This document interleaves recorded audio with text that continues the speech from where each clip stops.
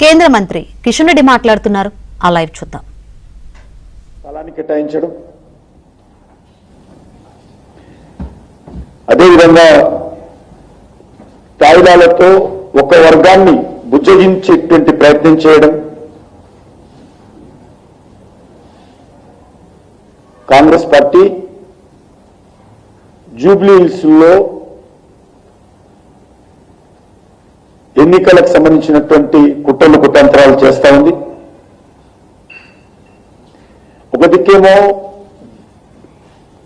వేల గజాలు కబ్రస్థాన్కి ఇస్తారు, మరొక దిక్కు బంజారాహిల్స్ లో పెద్దమ్మ గుడి స్థలాన్ని గుడి కూలగొట్టి విగ్రహాన్ని న్యాయం చేస్తారు.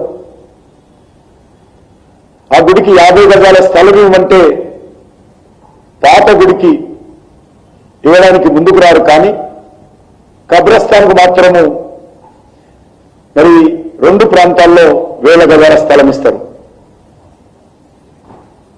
ముఖ్యంగా భారతీయ జనతా పార్టీని విమర్శించడం ద్వారా మరి మజ్లిస్ పార్టీ మెప్పు పొందాలి, మజ్లిస్ పార్టీ ఓట్లు పొందాలనేటువంటి కుట్ర జరుగుతూ ఉంది. నిన్నటి రోజు ముఖ్యమంత్రి గారు మాట్లాడుతూ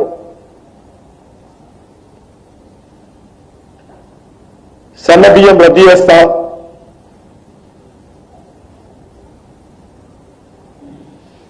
అని ప్రజలను బెదిరించారు.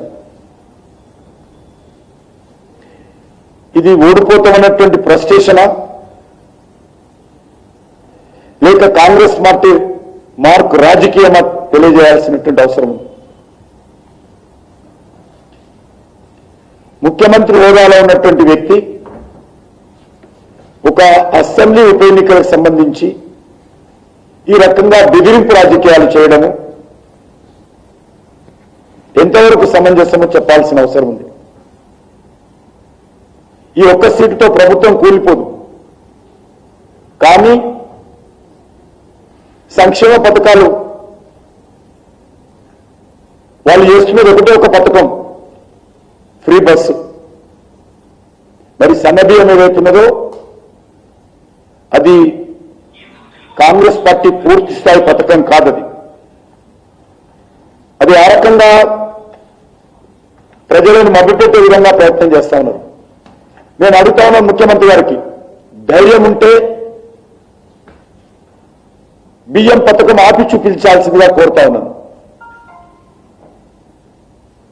బియ్యం పథకం మీ ప్రభుత్వానిదా? బియ్యం పథకం ఇది దేశమంతా అమలు చేస్తున్నటువంటి కేంద్ర ప్రభుత్వ పరిధిలోని పథకం. దీనికి మీరు ఈరోజు సన్నబియ్యంగా మార్చినటువంటి పథకంలో ఈరోజు కూడా ప్రతి కేజీకి 42 రూపాయలు కేంద్ర ప్రభుత్వం ఇస్తా ఉంది. రాష్ట్ర ప్రభుత్వం ఇచ్చేది 15 రూపాయలు. మరి సన్నబియ్యం మాది, సన్నబియ్యం మాదని ఎందుకు ఈరోజు సన్నాయి నొక్కులు నొక్కుంటున్నారు? ఒక వ్యక్తి మీద నెలకు 5 కేజీలకు సంబంధించి 210 రూపాయలు కేంద్ర ప్రభుత్వం ఖర్చు పెడతా ఉంది. రాష్ట్ర ప్రభుత్వము 15 రూపాయలు మాత్రమే సన్న బియ్యం మీద ఖర్చు పెడుతుంది ప్రతి కేజీకి. మరి ఈ పథకం కేంద్ర ప్రభుత్వానిదా, మోడీ గారిదా, కాంగ్రెస్ పార్టీదా చెప్పాల్సిన అవసరం ఉంది. 83 కోట్ల మంది ప్రజలకు దేశవ్యాప్తంగా ఈ ఉచిత బియ్య పథకాన్ని మేము అమలు చేస్తా ఉంటే దాన్ని సన్న బియ్యం అని చెప్పి రద్దు చేస్తా అంటాను. రద్దు చేయి ధైర్యం ఉంటానని అడుగుతాను. ఈరోజు ఎలక్షన్ కమిషన్ ఇప్పటికే ఈ విషయంలో మా పార్టీ తరఫున మేము మెమరాండం సబ్మిట్ చేశాము. ఒక ముఖ్యమంత్రి స్థాయిలో వ్యక్తి ప్రభుత్వ పథకం అదేమైనా కాంగ్రెస్ పార్టీ పథకమా?